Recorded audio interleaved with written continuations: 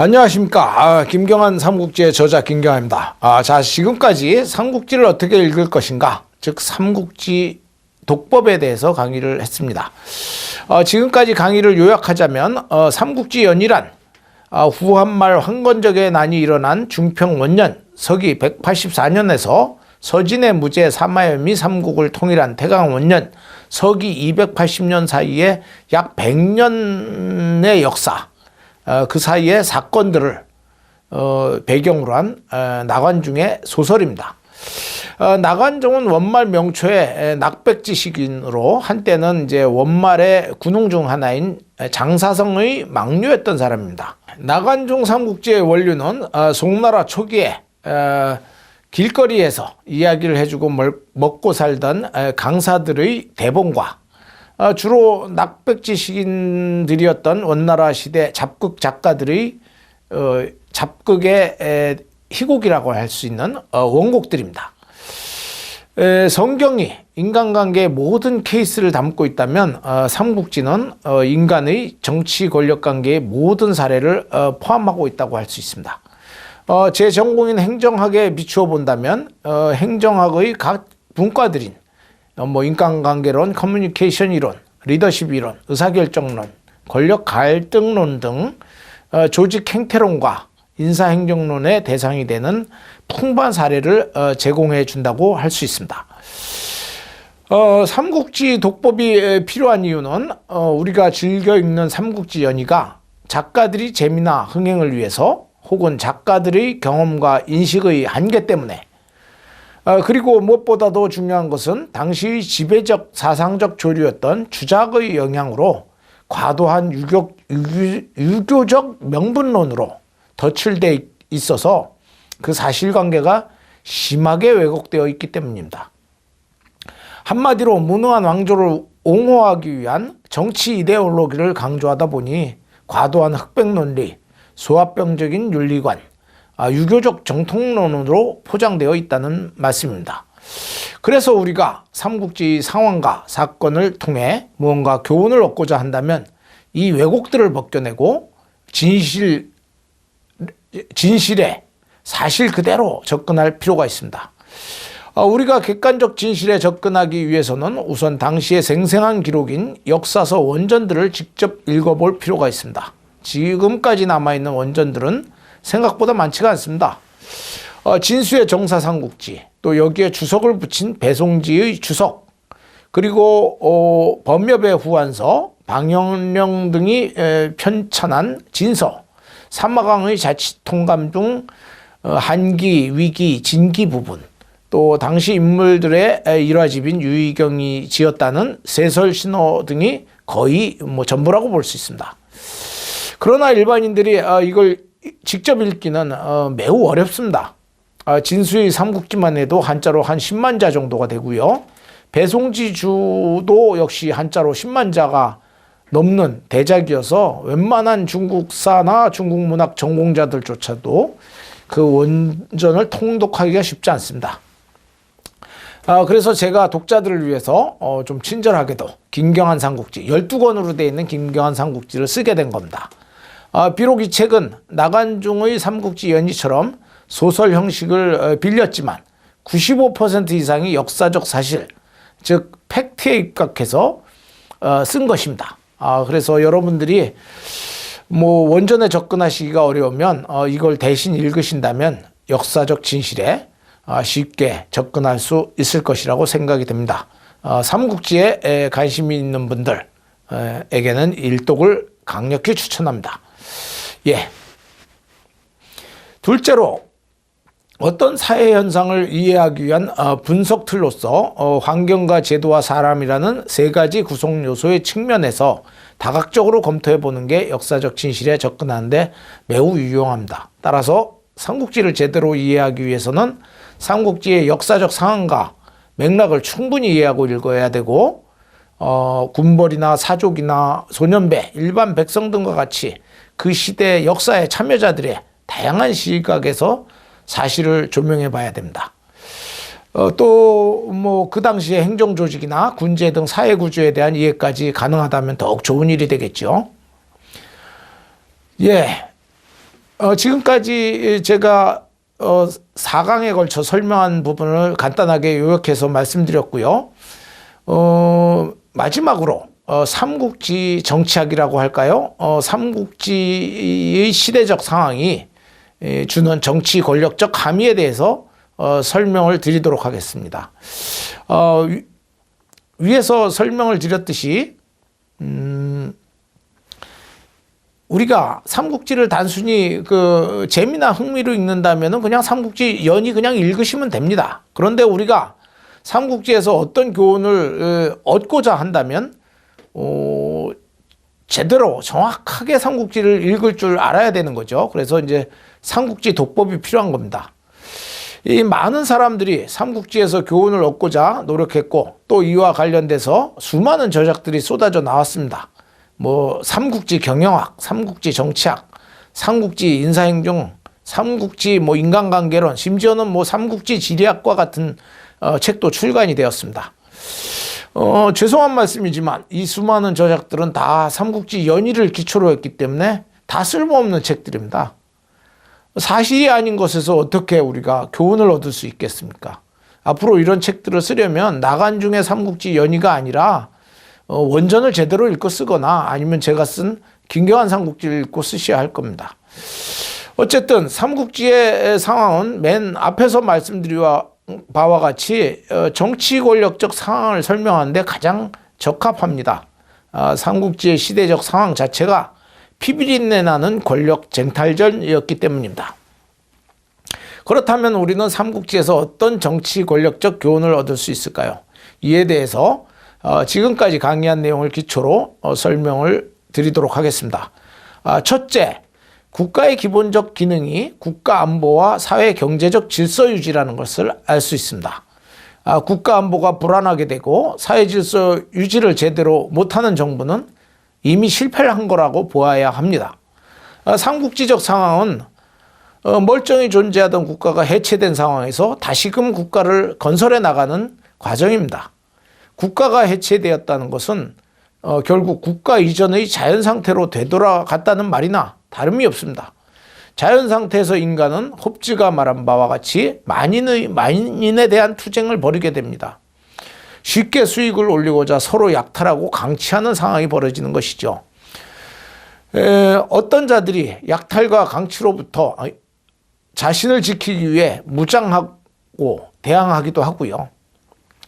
한마디로 국가가 안보와 사회 질서의 기능을 제공해 주지 못하자 국가 이전의 자연 상태에서 했던 것처럼 스스로를 보호하기 위해서 혹은 타인을 강퇴하라 해서 자신의 수익을 극대화하기 위해서 모두들 강도단을 조직해 치고받는 상황이 벌어진 것입니다.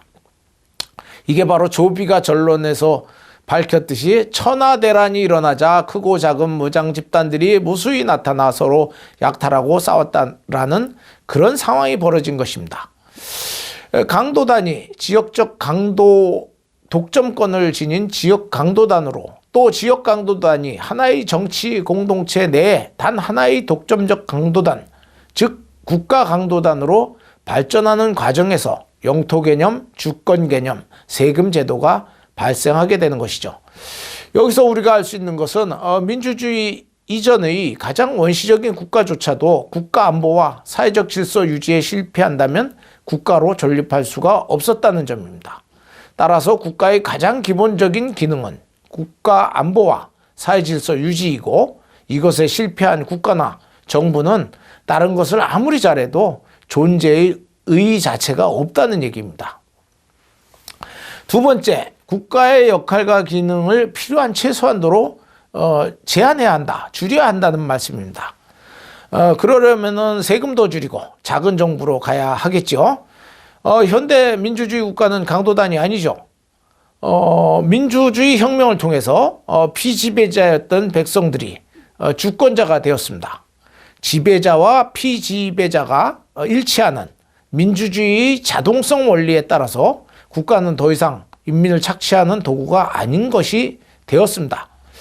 그럼에도 불구하고 우리가 국가의 성립 과정에서 살펴본 바와 같이 국가의 본질은 원래 강도단이었고 또 국가 권력의 담당자들도 도적대나 강도 출신들이었어요. 이런 점으로 볼 때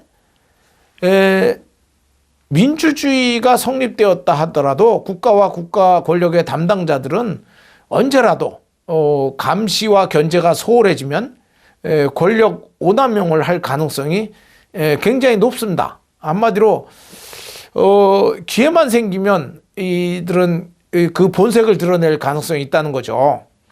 말로만 공익과 공정과 정의를 부르짖으면서 기회만 생기면 사익을 추구하는 뻔뻔스러운 짓거리를 하는 게 바로 국가 권력의 담당자들입니다. 최근에 우리가 조국 사태만 봐도 분명하지 않습니까? 말로는 평생토록 정의와 공정을 외치더니 집권하자마자 앞장서서 그야말로 국민의 세금을, 국민의 재산을 도적질하지 않았나요? 여기에서 우리는 세 가지 교훈을 얻을 수 있습니다. 하나는 주권자인 국민들이 철저하게 감시와 감독을 하지 않는다면 국가나 정부 또는 그 권력을 담당하는 정치인이나 고위 관료가 언제라도 그 강도적인 본성을 드러내서 자신들의 이익을 위해서 국민들의 재산과 안전을 위협할 수 있다는 점입니다. 따라서 깨어있는 시민들은 정권과 권력, 정권 담당자들을 철저하게 감시하고 감독해야 됩니다. 요새 어떤 사람들이 우리인이 하고 싶은 거 다 해 이런 식으로 말하는데, 이런 태도는 그야말로 비민주적일 뿐더러 무지몽매한 사이비 종교 광신도 같은 태도라는 것을 알아야 합니다. 왜냐하면 누구라도 이렇게 전권을 맡겨주면 언제라도 강도짓을 할 게 분명하거든요. 둘째, 제도적 통제를 해야 됩니다. 깨어있는 시민들이 아무리 철저하게 감시 감독을 한다 할지라도 가지고 있는 수단은 몇 년 만에 한 번 행사하는 투표권밖에 없잖아요. 이것만 가지고는 살아있는 정권을 통제할 수가 있겠습니까? 그래서 헌법은 여러 가지 통제 장치를 만들어 놓았습니다. 우선 가치적 측면에서 국가와 정부는 인간의 존엄성과 행복 추구권을 보장하기 위해서 자유권 등 기본적 인권을 보장할 의무가 있음을 명시해 놨습니다. 또 이를 절차적 제도적으로 보장하기 위해서 다수결의 원리 이외에도 삼권 분립제도, 법치주의 등 자유민주주의를 보장하는 제도적 장치들을 마련해 놓은 것입니다. 만약 어떤 자가 이것들 중 하나라도 건드리거나 형해화하려고 시도한다면 그 자는 독재자가 되어 마음대로 강도짓을 하고 싶다는 뜻입니다. 그때는 온 국민이 나서서 헌법상 보장된 권리인 저항권을 행사해야 되는 겁니다. 셋째, 언제라도 강도로 돌변할 수 있는 국가에게 과도한 권력이나 역할을 부여해서는 안 됩니다. 국가의 역할을 필요한 최소한도로 줄이고 정치 권력의 행사를 자제하도록 해야 합니다. 그러려면 정부도 작아져야 하겠죠. 세금도 조금만 걷고요. 이런 이유로 자군 정부론이 정당성을 갖는 것입니다. 국가와 권력자의 강도적 본성이 남아있는 한 어떤 제도적 장치도 이를 100% 차단할 수 없다는 점을 명심해야 합니다. 이로 인한 폐해를 최소화하고 우리 자유와 권리를 지키려면 국가의 기능을 국가안보, 사회적, 경제적 질서 유지, 공공인프라 구축 및 인재 양성 등으로 최소화하고 정부의 재정도 축소해야 합니다. 세 번째입니다. 세 번째 교훈. 아무나 함부로 정치하겠다고 나서지 않는 게 좋습니다. 공공부문, 특히 정치 분야에서 일하기를 원하는 사람이라면 출마를 하거나 또는 이제 출사를 하는 것에 어려움을 알아야 됩니다. 그야말로 사심 없이 봉사할 생각이 아니라면 차라리 자기가 하고 싶은 잘할 수 있는 분야에서 종사하면서 개인적 행복을 찾는 것이 낫습니다. 정치나 이런 공공 분야에 참여하는 것은 투철한 사명감이 있어야 한다는 말입니다.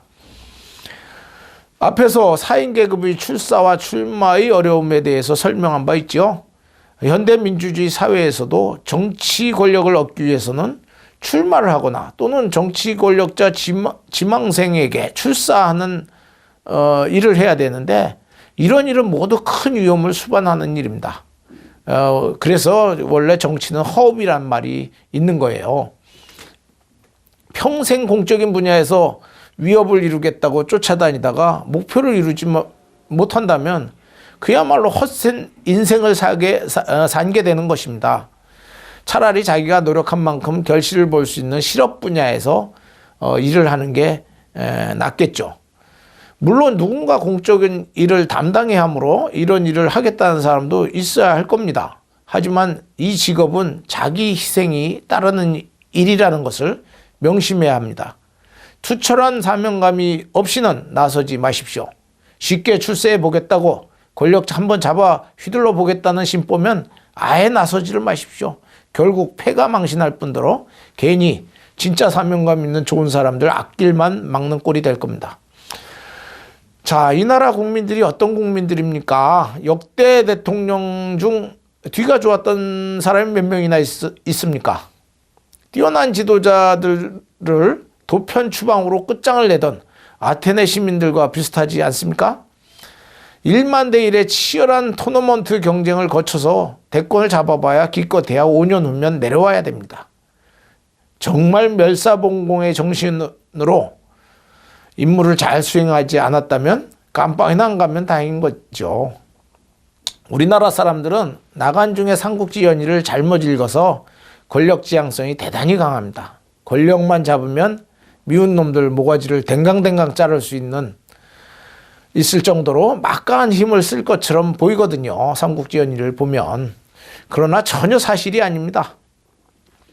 어림도 없습니다. 그런 짓 하다가는 제 목숨도 부지하기 어렵습니다.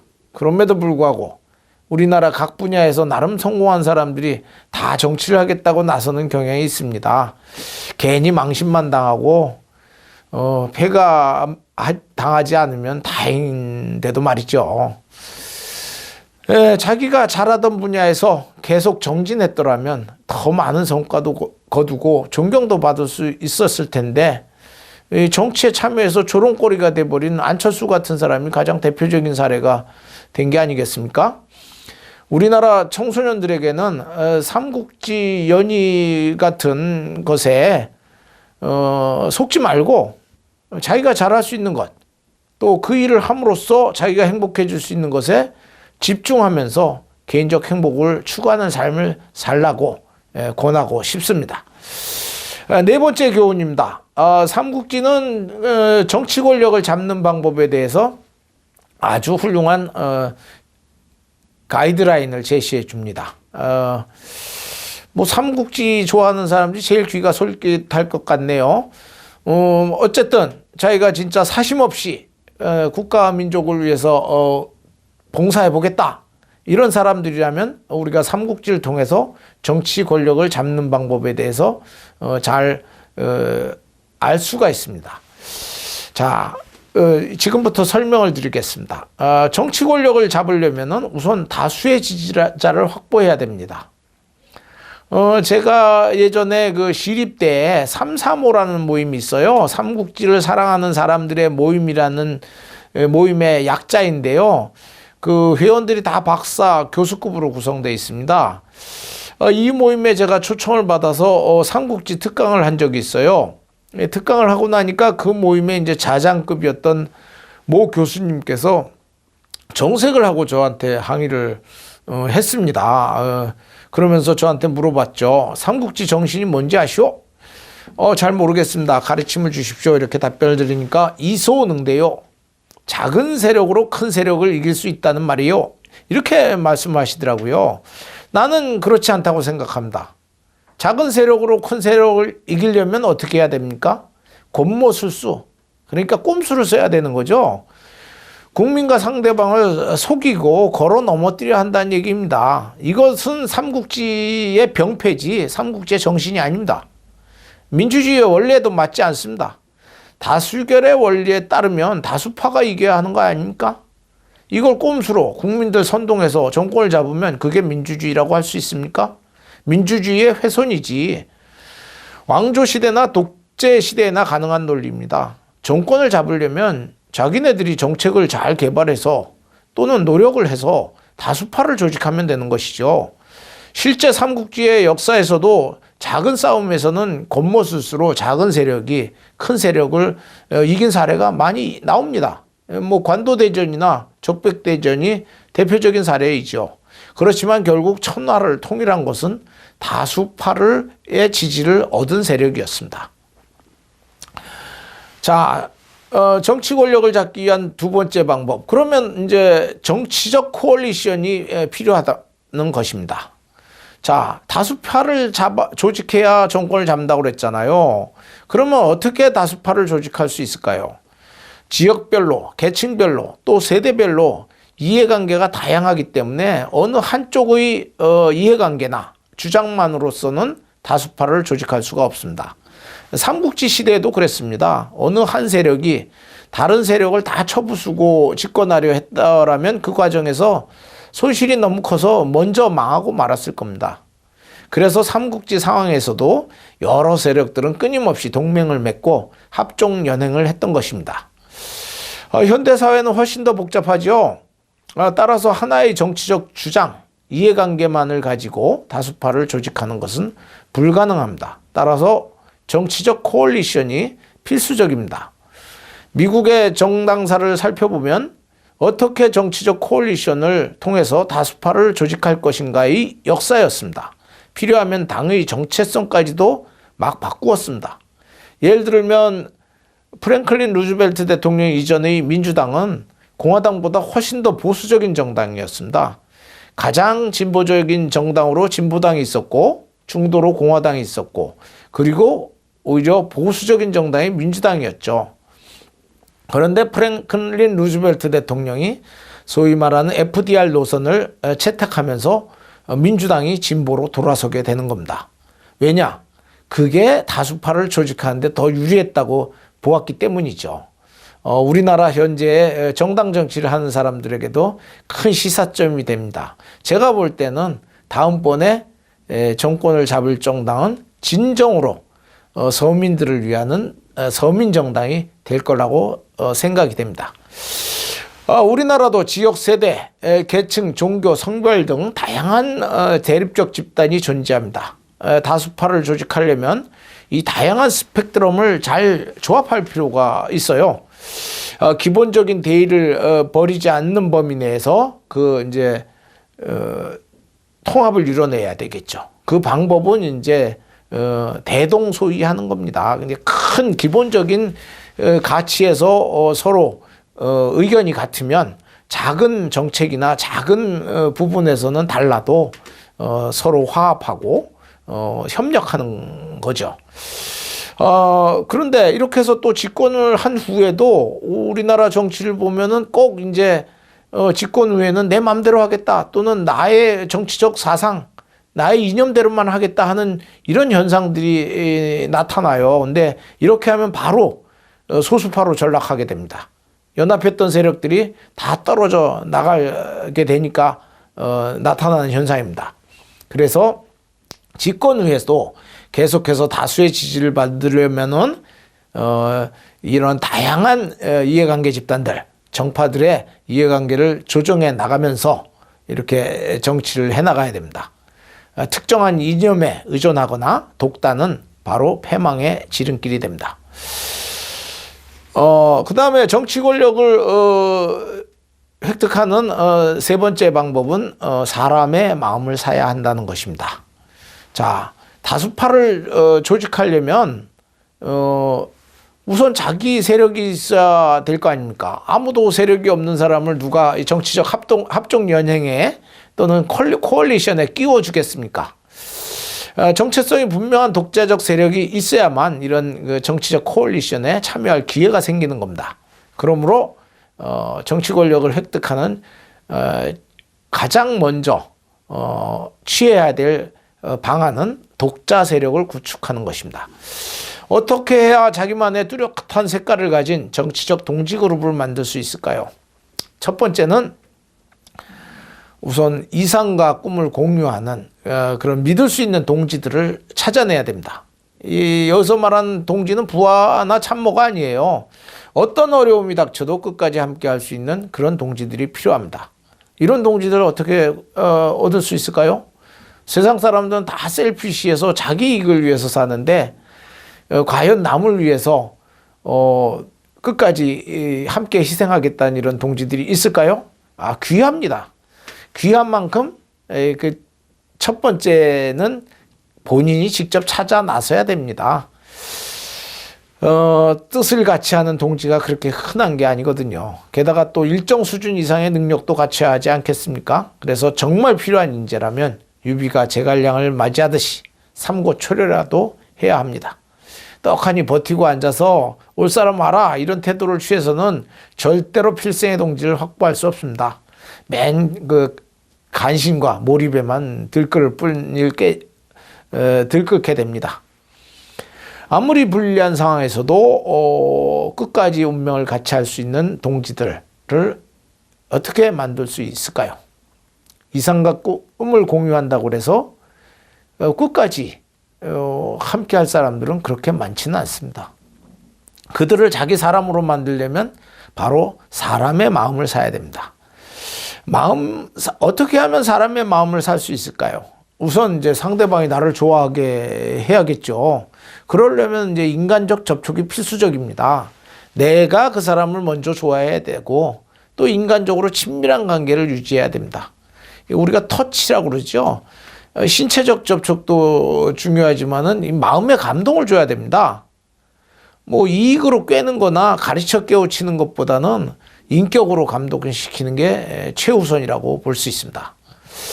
삼국지 예를 들어보면 유비는 비록 세력도 없고 맨날 쫓겨다니는 신세였지만 관우나 장비나 또 제갈량과 같은 1급의 무장과 책사들이 다 그를 배신하지 않고 끝까지 함께합니다. 그거 다 이유가 있는 겁니다. 무엇보다도 상대방을 경청해주고 좋은 건의가 있으면 적극적으로 채택해줘야 됩니다. 유능한 인재일수록 자신을 알아봐주는 사람을 위해서 운명을 함께하는 법입니다. 두 번째로는 명분과 이상을 공유해야 되죠. 제갈량과 같은 1급의 지식인이 별 볼 일 없던 유비를 따른 것은 한실중홍이라는 대의에서 서로 뜻이 맞았기 때문입니다. 셋째로는 가능하다면 내가 상대방이 원하는 것을 아낌없이 줘야 됩니다. 또 줄 때는 너무 인색하게 굴면 안 돼요. 우리가 한초지전에서 유방과 항우의 예를 들어보면은 항우는 진짜 그 사졸들을 잘 보살폈다고 그래요. 그런데 정작 어떤 공적을 세웠을 때는 그 자기 부하들에게 큰 권력이나 높은 벼슬을 줄 때는 굉장히 인색했다고 합니다. 반대로 유방은 자기 부하들에 대해서 매우 함부로 대하는 경향이 있었지만 필요하다면 심지어는 적이나 도적대의 우두머리여도 뭐 왕위까지도 서슴지 않게 내주었습니다. 바로 여기에서 유방이 항우를 이기게 되는 거죠. 자, 지도자라고 해서 자기 이익만 챙겨서는 안 됩니다. 부하들이 원하는 것을 챙겨줄 수 있다면 최대한 챙겨줘야죠. 또 남의 이제 밥그릇을 뺏는 행위를 해서는 안 됩니다. 조조가 관우의 마음을 끝까지 못 얻던 이유가 배송지주에 보면 나옵니다. 이 조조가 관우가 사모했던 여자를 빼앗았던 적이 있거든요. 그랬기 때문에 관우가 조조를 필생의 원수로 생각하게 되었던 겁니다. 이런 점을 잊어서는 안 됩니다. 기득권을 빼앗을 때는 굉장히 조심해야 됩니다. 뭐 여러 가지 대안을 마련해 놓고 해야죠. 왜냐하면 개도 먹던 밥그릇 빼앗으면 주인을 물지 않습니까? 삼국지 상황을 통해서 본 정치 권력을 잡는 방법에 대해서 설명을 드렸습니다. 다시 한번 정리해 드리겠습니다. 먼저 정치 권력을 장악하기 위해서는 뜻을 같이 하고 운명을 같이 할 동지들을 규합해야 됩니다. 그 다음 동지들을 규합했으면 이들을 중심으로 세를 불려 나가야 하겠지요. 이를 위해서는 명분과 비전이 필요합니다. 이 단계에서는 이제 전문가들의 도움이 아주 절실합니다. 적극적으로 인재 영입에 나서야겠죠. 명분과 비전이 만들어졌으면 대외적인 홍보, 선전선동 활동에 나서야 됩니다. 대중의 마음을 사로잡아야 하니까요. 상당수 대중의 지지를 받고 또 이를 조직화하는 데 성공하면 그때 이제 정치적 연합에 한 축 낄 자격이 생기는 겁니다. 정치적 연합을 통해서 다수파를 조직하는 데 성공하면 바로 정권을 획득할 수 있게 되는 것이죠. 삼국지에도 이런 내용이 다 나와 있습니다. 예, 지금까지 제가 삼국지를 올바로 이해하기, 삼국지를 제대로 읽기에 대해서 5차례에 대해서 강의를 했습니다. 지금까지 시청해 주신 여러분들께 진심으로 감사의 말씀을 드립니다. 다음 기회에는 제가 쓴 삼국지, 김경환 삼국지를 토대로 해서 12편에 걸쳐서 삼국지를 강의해 드리고자 합니다. 지금까지 시청해 주신 여러분께 진심으로 감사의 말씀을 드립니다. 감사합니다.